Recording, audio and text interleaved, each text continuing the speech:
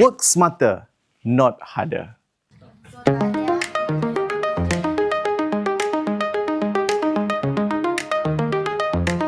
Tuan-tuan dan puan-puan, hari ini kita belajar banyak sangat implementasi berkenaan dengan program-program AI yang telah pun sedia ada pada ketika ini. Antaranya kita belajar tentang Gemini, macam mana nak menggunakan workflow, macam mana nak buat video menggunakan AI, nak menghasilkan image menggunakan AI.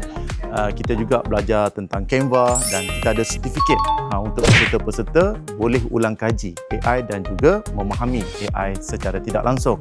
So, apakah objektif dia? Objektif dia untuk membolehkan pegawai-pegawai belajar dan aplikasikan. Contohnya nak menghasilkan proposal, nak menghasilkan laporan, nak menghasilkan output yang lebih cantik, lebih cepat.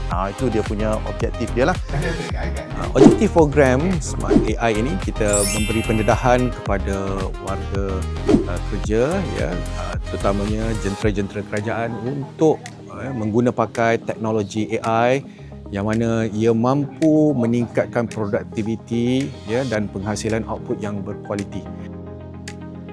Okey, sepanjang saya berkursus, saya dapat mempelajari AI lah dalam mengimplikasikan kerja harian. Contohnya model-model yang digunakan, Notebook AM, Napkin AI, Canva AI, Gemini. Kita tak tahu macam mana penggunaan dia, so kita dapat applykan lagi dalam lah. Actually dalam Gemini itu pun dia dah sangat luas dah.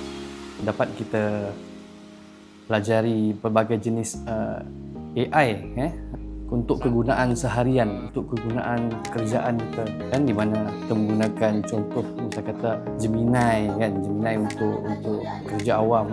Kemudian kita pelajari tentang Notebook AM. Dengan kursus yang saya pelajari selama 3 hari ini, saya dapat belajar dan saya amalkan dalam tempat kerja saya. AI work smarter, not harder. AI work smarter, no harder. AI work smart, not harder. Terima kasih Ita. Terima kasih Ita atas ilmu yang diberi. AI work smarter, not harder. Woo!